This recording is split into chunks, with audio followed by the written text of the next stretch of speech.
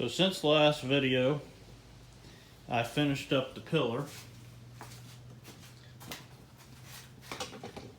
which you can see there. Came out pretty good. I'll move the light. I'm real happy with this curve. I bent this over to kind of match this, so I'll end up tweaking this edge a little bit more once I get the outer rocker where I want it. I also cut the cab corner out on that line that I showed you that I marked.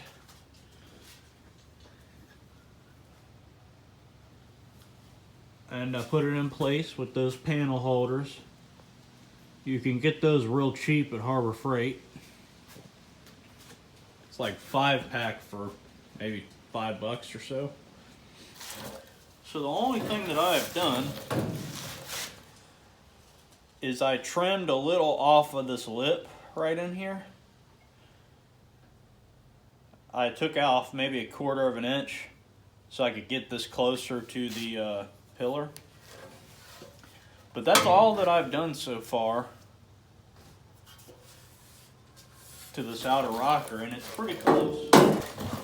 As you can see, the line is pretty good. That line's decent. On the other side, I had to cut a little line in here and tweak that up a little bit to match this bottom edge. If you look at this gap, it kind of comes down to a V.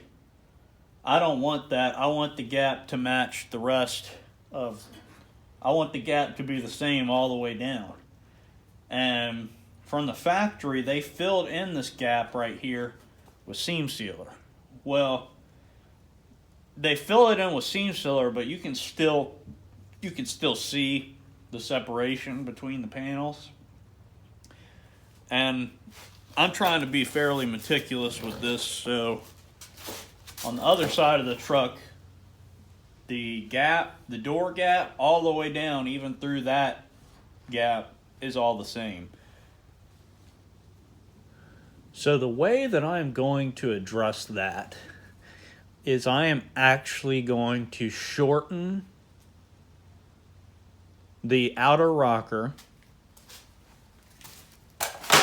along this edge, because looking down this body line, the cab and this cab corner, that lip that folds in is actually kind of at an angle, and it seems to be pretty straight. I'm going to do a little splice here to bring that over some, but I want to keep that line. It's actually really good. This side's better than the passenger side because I actually had to split it down here and move it over. So what I'm going to do is splice the outer rocker and just move that over and keep the gap. And I've got to rebuild this bottom corner of the door. And when you're doing this, you know, the door, you have a lot of flexibility with the door. The door has numerous adjustments. Your cab corner and your rocker, that's it. Once they're in, they're in. There's no adjusting, there's no shimming, there's none of that. So if you have to do work to your door, typically you do that after you've done rocker, cab corner, all that stuff. The other side looks pretty good too. If you recall, in one of the introduction videos, I mentioned that in order to do this the right way, you have to mount your fender. But there's not going to be a whole lot of drastic work that needs to be done to this edge, I don't think, just because it pretty closely follows the contour. I may have to do a little splice depending on how the fender looks on this side. And as far as the bottom of the rocker goes, you know, some people like the gaps really tight. I personally didn't want a super tight gap. I used a carpenter's pencil thickness on the passenger side, which is what I'm going to do on this side. If you don't know what a carpenter's pencil is, it's one of these bad boys. And from the side, it's about 1/4 of an inch, maybe a little bit more thick. And they're really handy to use on this situation because you can shove it up in there like this and get a couple of them down there, and it just kind of helps you. It's just basically a spacer. You know, over time, those hinges wear out, things happen, you know, and if you've got a real tight gap, it would be a shame if, you know, something happened and you closed the door and it nicked your rocker and took the paint off. I think the cab corner and the pillar is exactly where it needs to be. So there is a lip that fits around this cab corner from the back side along the edge of this pillar. And I want to seal the inside lip of this cab corner and that lip on the pillar. I don't want to put those two faces together without sealing both sides. So, what I'm going to do is I have a little bit to trim on the end, the back side of the cab corner at the very end. And I'm going to trim that off. The rest of this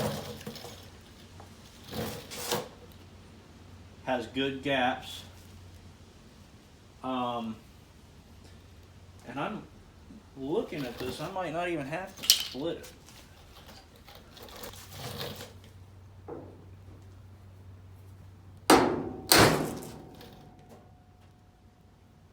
Nope, that did it.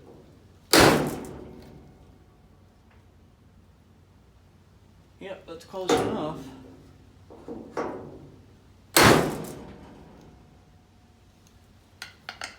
Right there on that edge. I was just moving this top edge in to match the rest of this, so I don't have to make that splice anymore.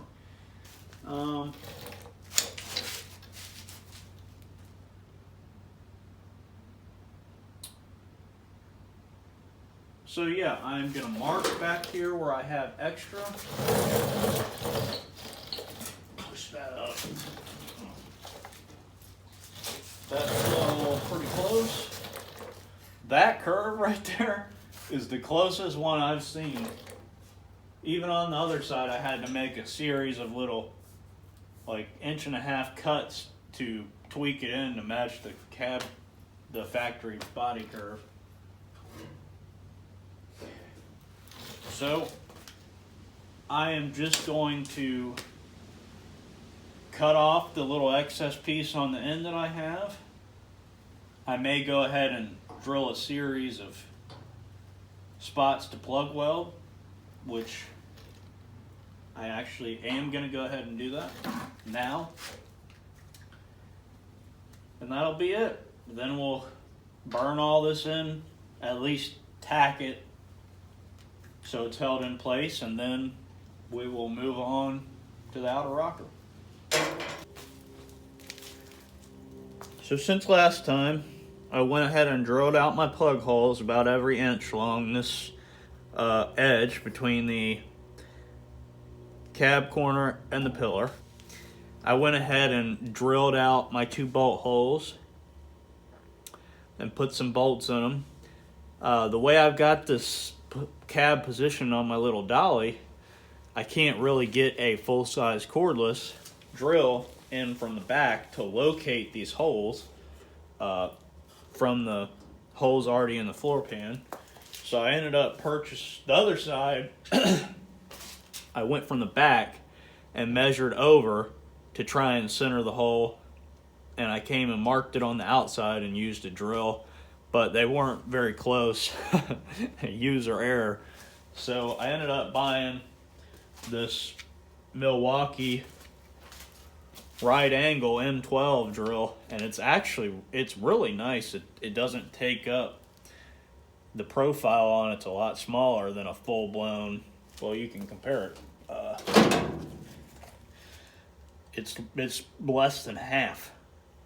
So it was on sale, Amazon. I don't have much Milwaukee. I've got a porta-band and a swag table for that, and a few other little things. Pretty much all my cordless besides this older Porter cable set is rigid because they have lifetime warranty on their battery and their tools. So anyway, just a side note there.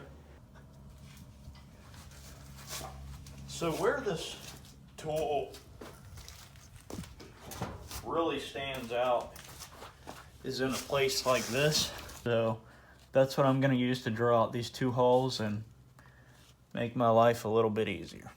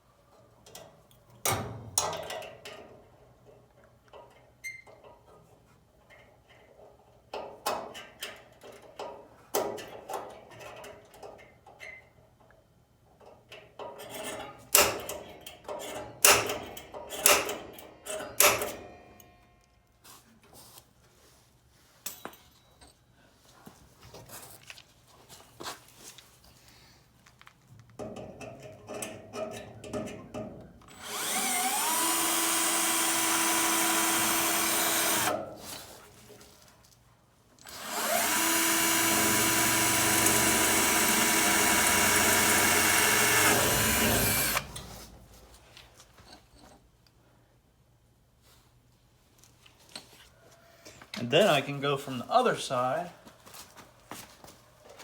with a handy dandy step bit.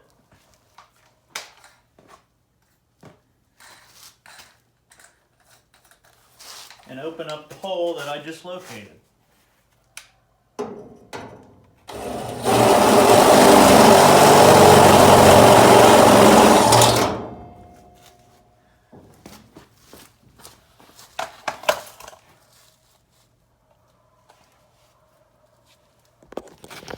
Previously, I thought I was going to take both of these off and epoxy them separately. But what I am going to do, I left everything else in place, added two little panel holders, the bolts, and I'm going to tack weld this and get it all welded across this seam and this seam as well. And what I'll do is I'll actually spray the epoxy on this pillar with it welded and bolted to the truck. And I can take the cab corner off and prep the inside and paint it separately. So that's the plan.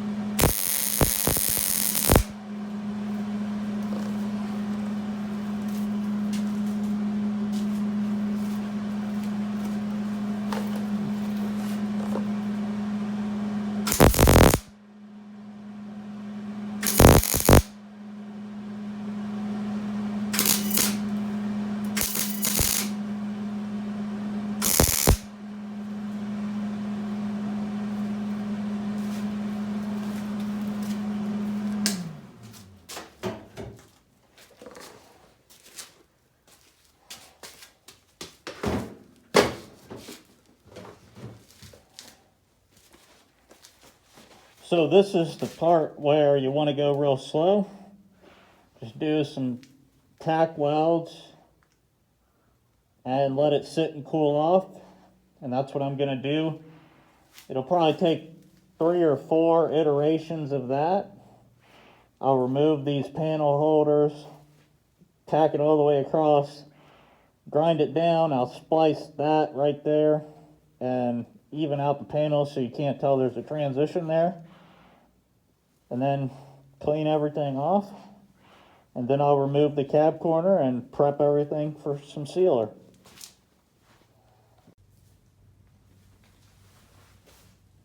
Since last time, I sealed inside the cab corner and the back side of the lower pillar, and also the outside of the pillar. I just sealed everything around here. That way I don't have to worry about it once I weld this corner on. And I just have it screwed into place and held in with these panel holders.